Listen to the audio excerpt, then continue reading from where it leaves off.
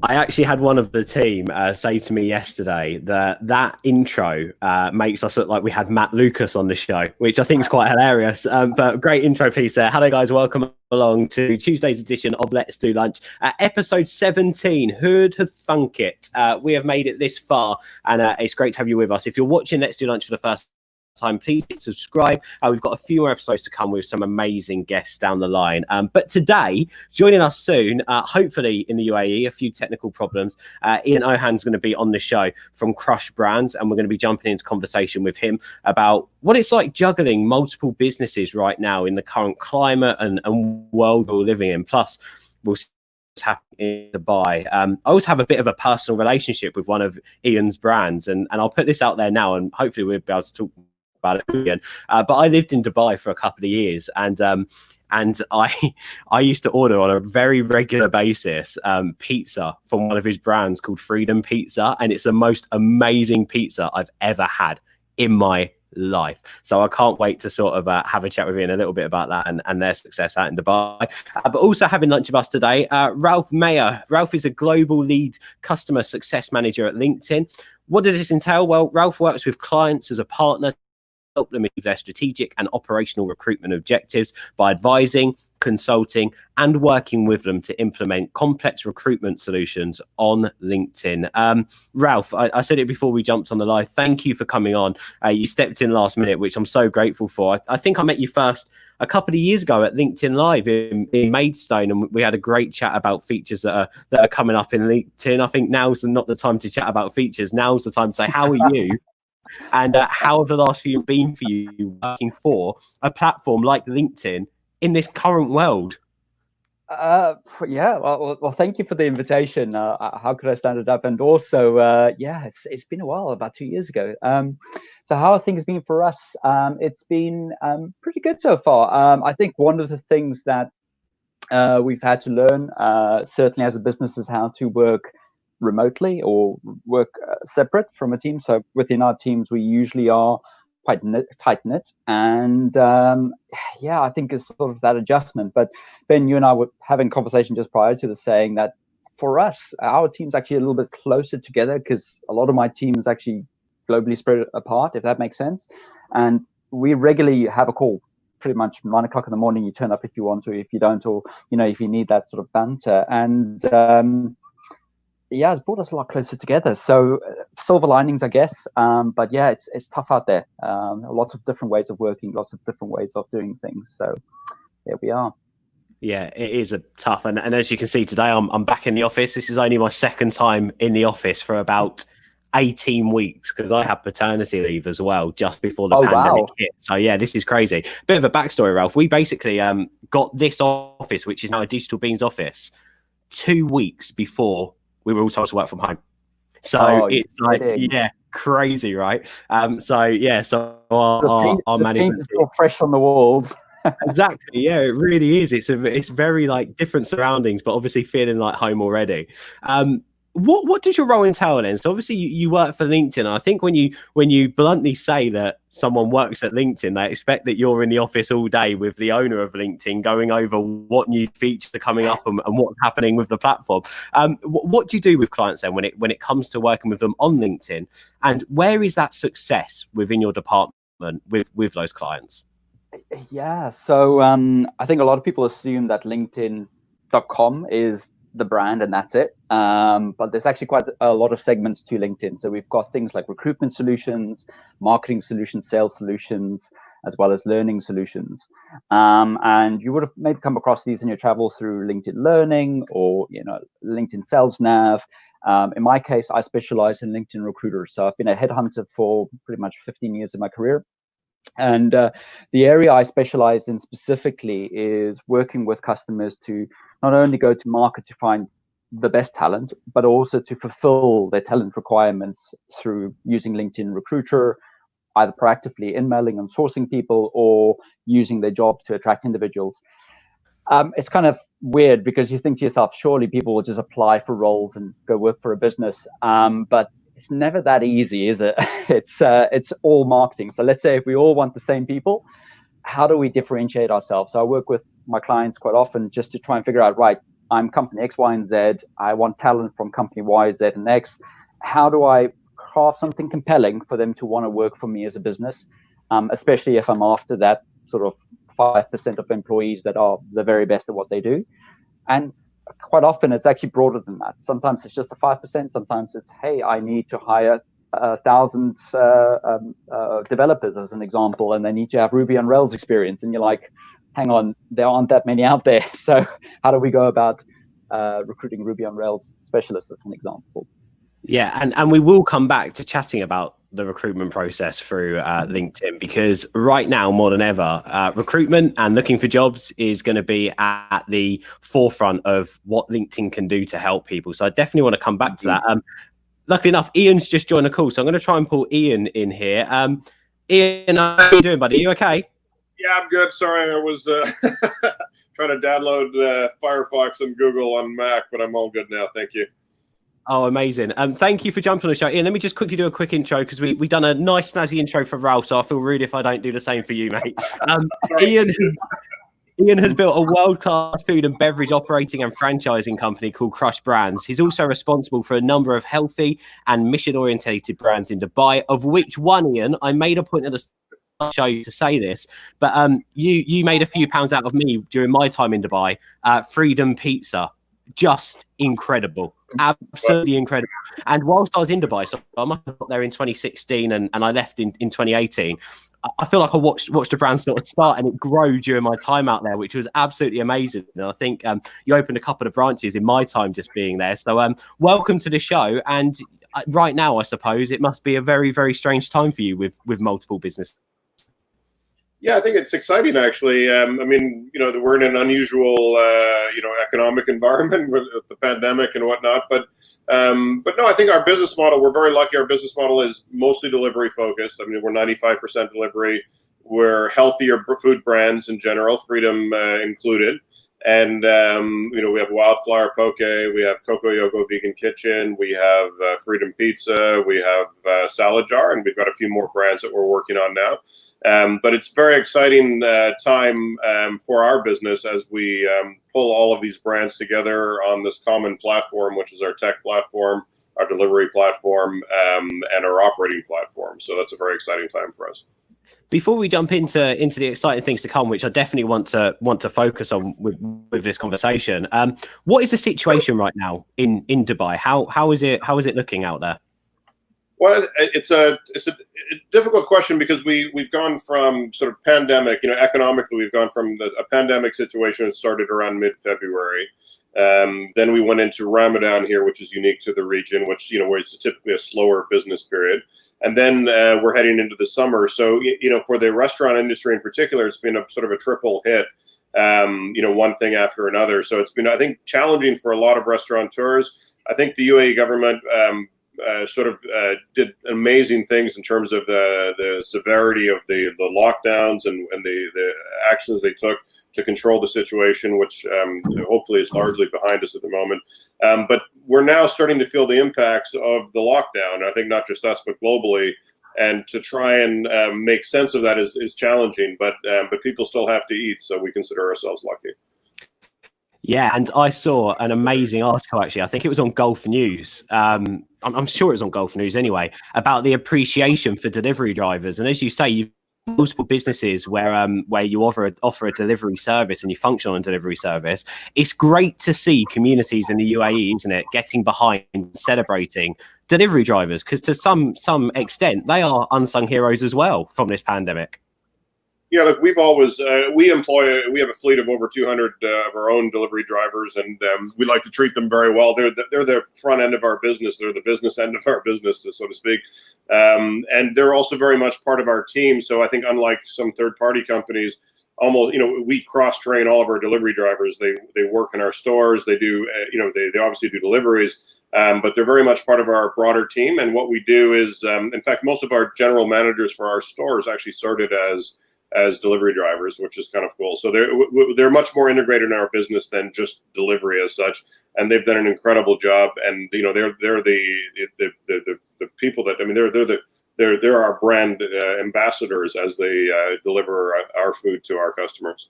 Yeah, I've got to say, whenever I well, on a weekly basis, ordered food and pizza, we always had lovely delivery drivers, and they couldn't do enough when delivering to us, and always used to ask us how we were as well, which is alien sometimes from delivery drivers. So it's a lovely culture you've got within your businesses.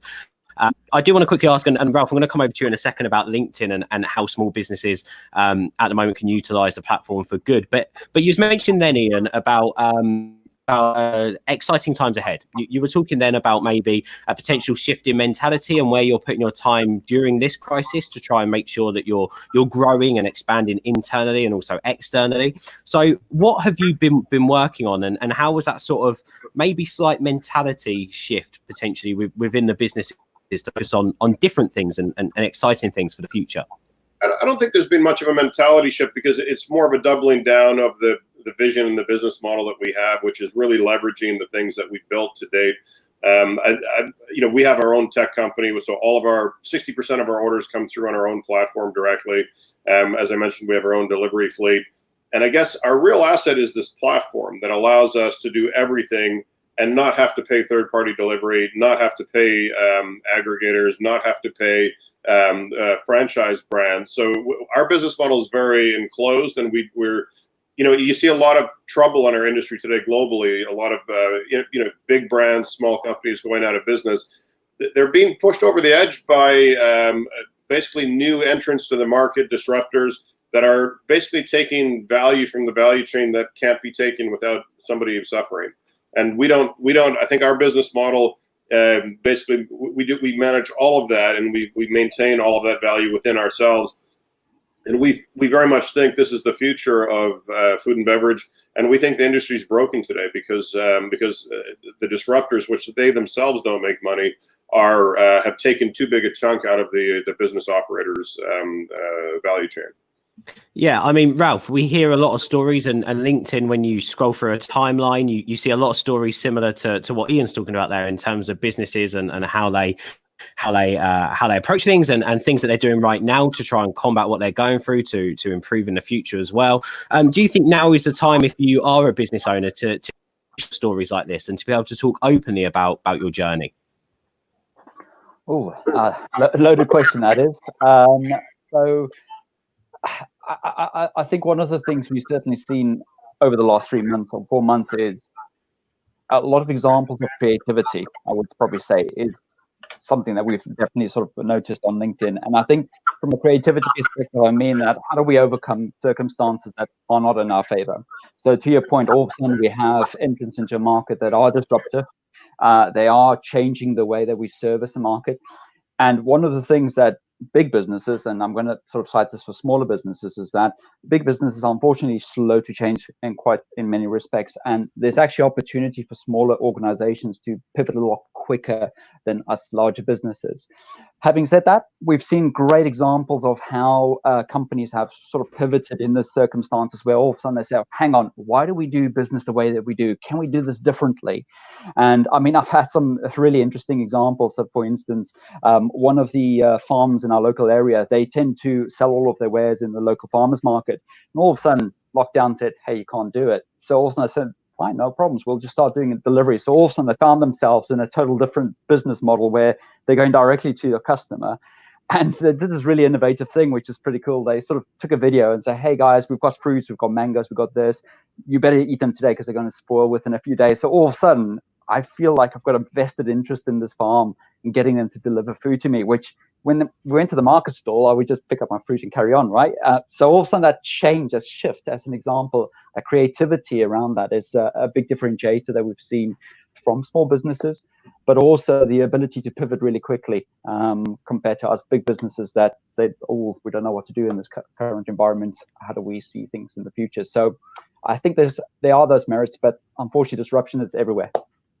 Yes, of course. And I think about LinkedIn as a platform, just to reflect on that, on that aspect, that's where LinkedIn's changed a little bit, hasn't it? Like these stories are popping up now. Used to be mainly recruitment based or sharing, I don't know, more, I suppose, professional company culture type stuff, where now people are actually being open and telling stories, which is obviously, as you mentioned, powerful content on platforms like this to engage with potential consumers and clients.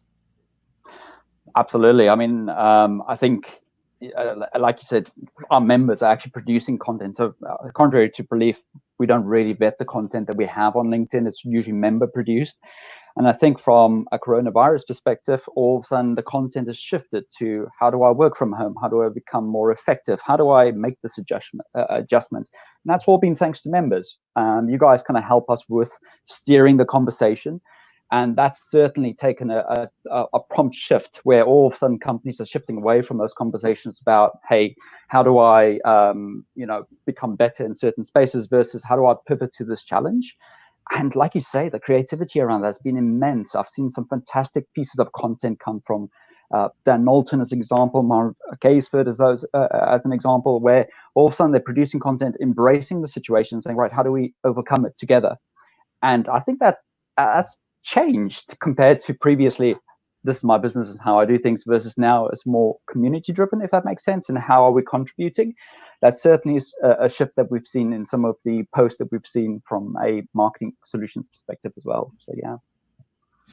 Yeah, and of course, with potential new features coming, which we're going to move on to in a moment, there may be even more scope to be able to share content and the way you do so.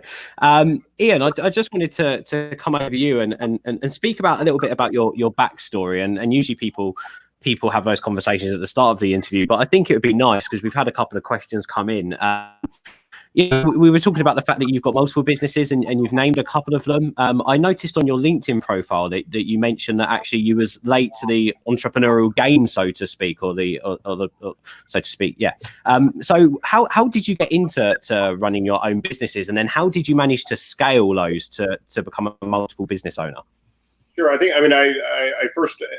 ended up sort of inadvertently in my career as in finance and investment, and I was very much in hospitality, sort of in my training and background.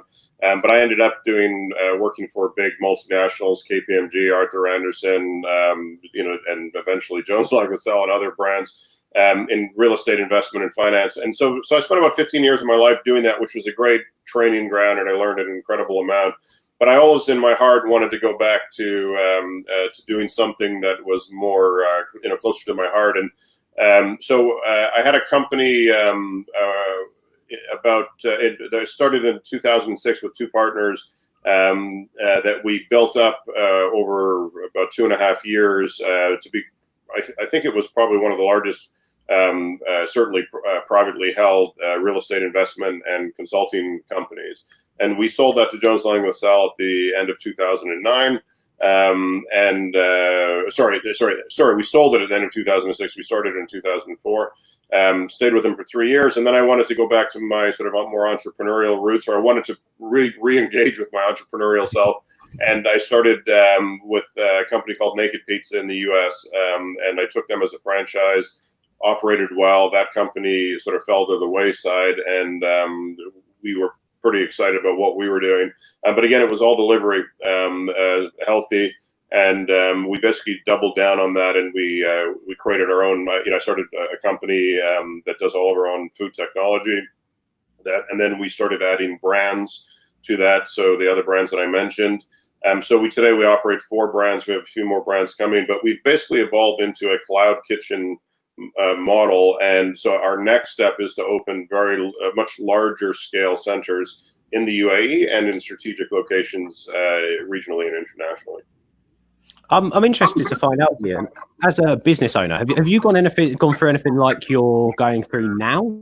Have you learned anything from that in terms of how you're implementing that now? I'm only asking because I spoke to someone on an earlier series who experienced the .com crash. Yeah. And they said that they've managed to, because they went through that, they managed to adapt their mindset when all this started kicking off, and they learned from it so much that it allowed them to radically make changes, or not, so to speak, jump too quickly at what was going on. So have you adapted at all because of any past experiences? Absolutely, and 100%. And I think what I almost marveled at myself was during this pandemic, and it just. We'd never been through anything like this before, but the Lehman Brothers recession was obviously a big deal, and end of 2009. Even the transition from one brand to another, can be a very challenging thing. So we've been tested before as a company. I've been tested as an individual, and during this pandemic, Yeah, and I think one of the things you learn is there's certain things you can change and you can fix, and there's certain things you can't. And if you can't fix it, then stop worrying about it, and work on the things that you can fix and you can change. And so, look, we were very busy, very active, but I was very calm. I don't think I lost 5 minutes sleep during, during this crisis, only because I've learned to sort of put that aside. If I can't, there's no point in worrying about something that you can't do something about. You're better off spending that time, acting and doing the right things, keeping your team comfortable, and understanding that the future isn't always in your hands. What is in your hands is what you can do right now, and I think that's a very important distinction, and that's something I've learned over time and through experience. And if this was 10 years ago, I'm sure it would have been a much more dramatic sort of period in my life. I was literally about to ask, do you have any advice for business owners when it comes to drastic calls that potentially have to be made right now? But I think you maybe answered that. Have you got anything else that maybe you could add to business owners out there who are faced with, the fact that they've got less business happening right now? They've got obviously in the UK, we've got furlough happening and obviously unemployment numbers which are looking shockingly horrible if you look and read the statistics that are out. Is there anything else you want to add in terms of, from your experience, that you would advise anyone who would come knocking on your door asking the question? Well, I think the first thing is we're all in the same situation, more or less, and I think that actually should give you a bit of comfort because you're not alone, which means you should feel comfortable reaching out to others. You should feel comfortable helping others, and I think there has been this great community of people that, and 99% of the people that we've been dealing with have really come together to say, how can we get through this together? How can we help each other? I want to listen to the problems that you're facing because I might be able to solve some of those and you might be able to solve some of my problems. And I think that's a very constructive approach to a universally challenging problem. So I think, and you should be very transparent in that process. There's nothing to be proud about. Other than you need to work hard, work with integrity, and the other thing is I think it's super important that you take care of your people and you have integrity around. You don't lose the integrity around the things that matter to to you and to the core of the company. Because if you compromise those, you may never get back there. And I think irrespective of what's happening with your business and in the market, you should never compromise the integrity of your business or your personal values. No, definitely sound advice, 100% sound advice. And I think, Ralph, coming over to you, LinkedIn as a platform, we mentioned then about unemployment numbers, and obviously LinkedIn has a phenomenal careers service for employers and also people seeking work. How important is a platform like LinkedIn now, anyone who's facing the prospect of losing their job? Yeah, I mean, it's a very difficult topic to address. Firstly, a lot of us are going to go through changes that we don't want, but unfortunately, that's one of the things that we have to go through. So, what are the things, if I was going to do, what should I do if I'm looking for work, and how should I go about it? I would say the first thing, maybe might be giving you more information than needed here, but if you are going to look for work on LinkedIn, as an example, take advantage of some of the things that we're doing. So, as an example, we try and have all of the vacancies in the UK and the world on LinkedIn, and we get those from companies' websites. So, firstly, you can find the roles there. I think the second bit to that is, from a profile perspective, is make sure that you fulfill the profile as much as you can. And I'm talking about, what do you do? What are the skills that you've got?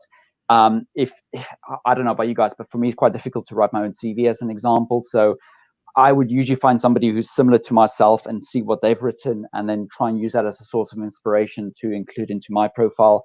And also try and match that to the types of roles that are out in the market, so that you make sure you've got those skills, so the Boolean can actually match up in terms of what those skills are on the job specs, as well as the on your profile. The reason I say these things are really important is because, from a matching perspective on LinkedIn, we try and match jobs to people based on their skills and inferences. And the more you can give us on that front, the more we can present you with positions. And that's kind of the basic stuff to get you there. The other thing I would suggest is being a bit more proactive in terms of teaching the tool that you're looking for roles. So first thing, mark yourself as open to opportunities, because then the tool knows you're looking potentially for work. And then also, if you are applying for roles actively and viewing jobs actively, the tool then really understands that, okay, hang on, you are looking for work, to push that type of content towards you. So those are the how you sort of hack LinkedIn bits to get that to your advantage. But one of the things that I think, and this is something, Ian, you might agree with me on this, is using your networks in this instance. So working with one another. So as an example, if I'm working and a friend of mine's not, and they're potentially looking for work, it's that referral process. And quite often, if you look at a company that is posting a job or there's a potential vacancy, if I see somebody I know that works at a business, why would I not ask them for a referral to refer me into that business? And that's how you use the network to your advantage, by having those connections, having that opportunity to ask for somebody to vouch for you for a role. The reason I mention this, a lot of businesses, about 40% of their hires actually come from referrals. So armed with that knowledge, I try and use that to my advantage and actively ask for that help if needed, because that's the thing. We're all going through this. We all need help. So yeah. Yeah, no, 100%. Really sound advice. And Ian, from a business owner's point of view, do you have any tips for anyone out there to, I suppose, so to speak, technical, but to improve their employability? Have you got any advice? Is there certain aspects you look for in people when you go through that hiring process? I think, the way that people approach you is super important, and I think if people are honest and they have an outreach that's a little bit personal, they've thought a little bit about, because we get a lot of approaches, and I personally, I consider myself, Ralph, a LinkedIn black belt. So I'm very active on LinkedIn, and I enjoy the platform, and I find it very useful. A lot of important contacts that I've had have been through LinkedIn, and that have created, people that I've become, interacting with for years now, and that's super important. And so I think the way, but those relationships have formed just from honest conversation and interaction. So you're not selling, you're not, the ability to engage with somebody, and I get approached a lot, for jobs, for for a number of things, but I respond to certain things, and it's usually people that are thoughtful about my time, that are thoughtful about the way that they're approaching. They're thoughtful about adding value, and they're thoughtful about having a conversation rather than sort of here's my CV, et cetera, et cetera. So I think a much more proactive approach in really now is important, but I think always it's been important, because that's what gets my attention as an employer, or in general for someone who's trying to approach me to do business or something else. Yeah, and Ralph, how easy is it for people to search for jobs through LinkedIn? You say there you crawl some websites to bring in extra job pages onto the LinkedIn hub, so to speak, and obviously people manually put their job applications up on LinkedIn as well. So how easy is it to search for that role? Fairly simple. Click on jobs, seek out your region. So you should be able to split it geographically, like let's say Kent as an example. I think one of the things to take advantage of, because I don't know if anyone might agree, but looking for work is almost like a full-time job, if that makes sense. So is just setting up things like safe searches, so like for myself, I have a list of 25 companies that I want to know information about. Whenever something pings across, it sends me a message to say, hey, so-and-so is doing this. Do the same for jobs. So if you are a specialist in a certain field, get that sort of list of companies that you'd love to work for, so that you're kind of proactive in terms of seeing when those vacancies land. So just use that to your advantage. But honestly, on mobile, on desktop app, fairly simple. You type in what your profession is. Oh, Ralph, you're slightly lagging. Sorry, Ralph. Sorry, Ralph, like the for me now. I don't quite know what happened. Can you just quickly repeat what you say? It just slightly went out of sync. No worries. So I was going to say, just in terms of the proactivity piece, just get yourself a list together of the companies you might want to work for, and then put in, your title, your region, and just be mindful of what is the generally accepted title for what you do. So if you're a sourcing ninja, as an example, try and use something that's more commonly used in lines with the industry, because that's how advertisers, that's how companies get their vacancies out there to those audiences. Right, perfect. And of course, that LinkedIn job function is so easy. It's there on the website.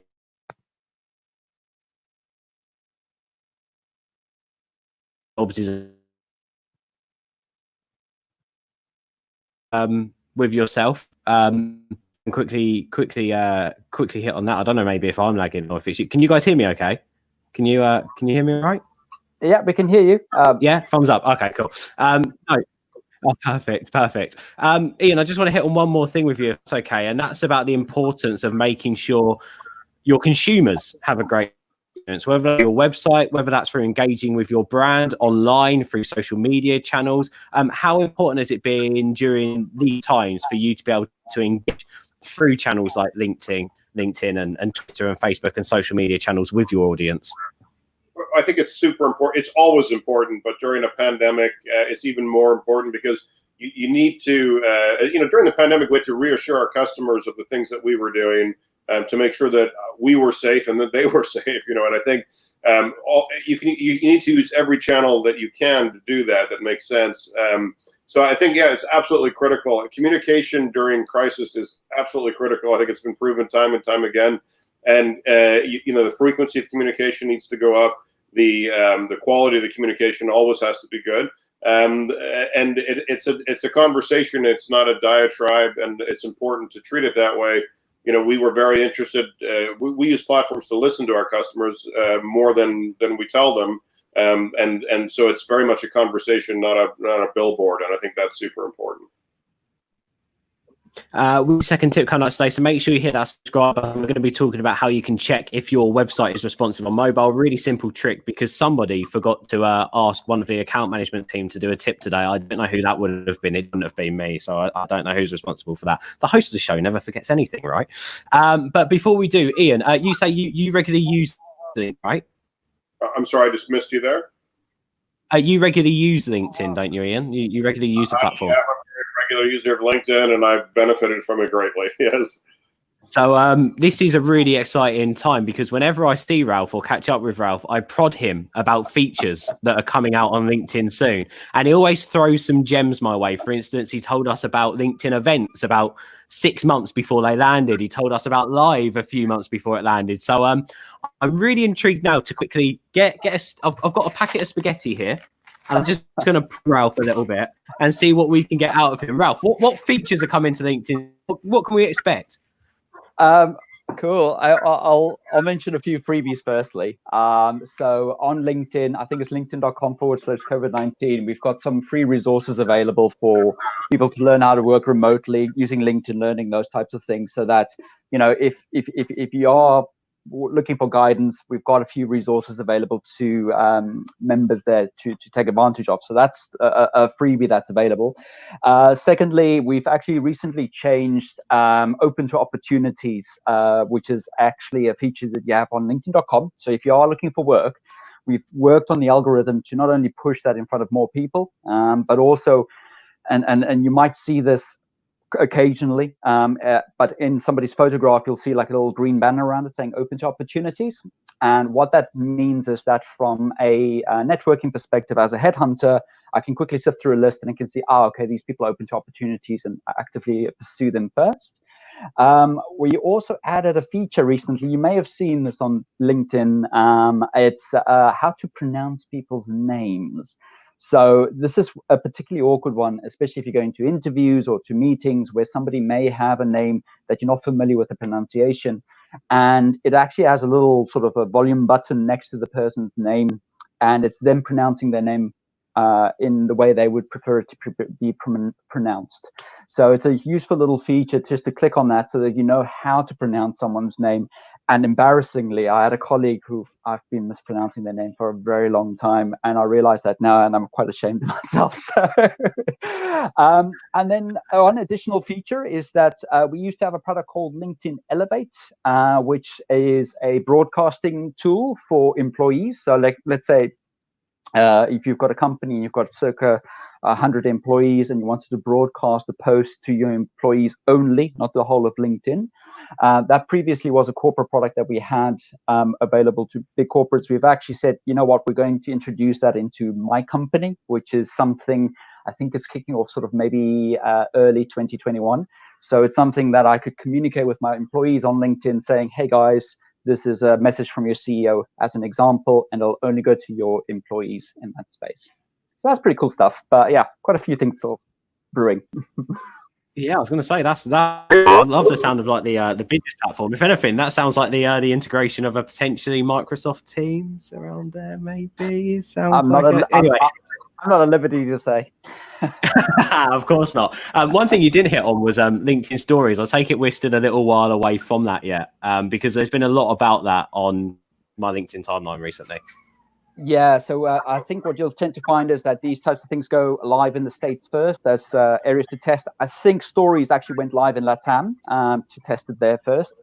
And as soon as we've got enough testing of it, then it tends to filter its way to the rest of the world. So it's actively being tested at the moment.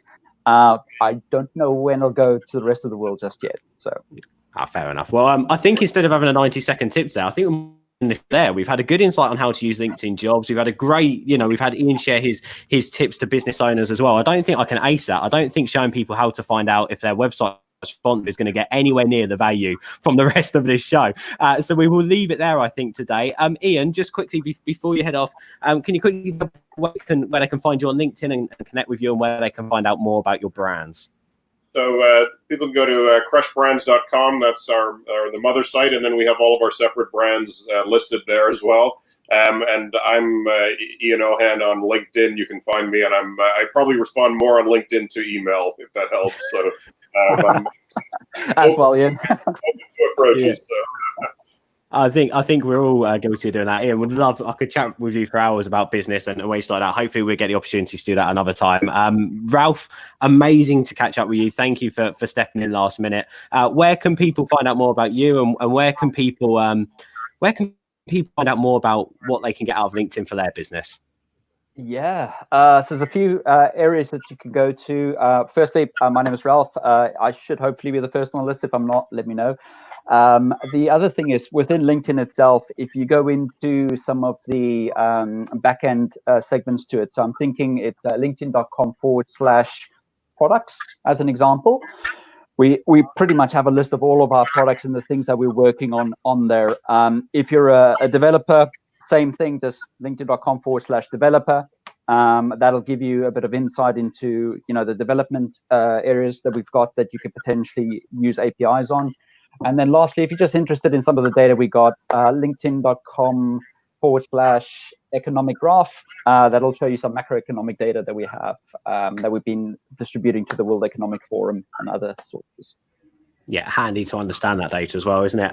Guys, Ralph, Ian, thank you so much for coming on the show today. Really, really appreciate it. We'll be back Thursday, so make sure you hit subscribe. Another 2 great guests. And then we have our final 2 shows after that one. Once we get to episode 20, we're done lunching because a lot of people getting back in the office, fingers crossed, over the next couple of weeks. So Ian, Ralph, again, thank you very much for being on. Thank you guys for watching. Hit that subscribe button, and I shall talk to you all on Thursday. Bye for now. Bye.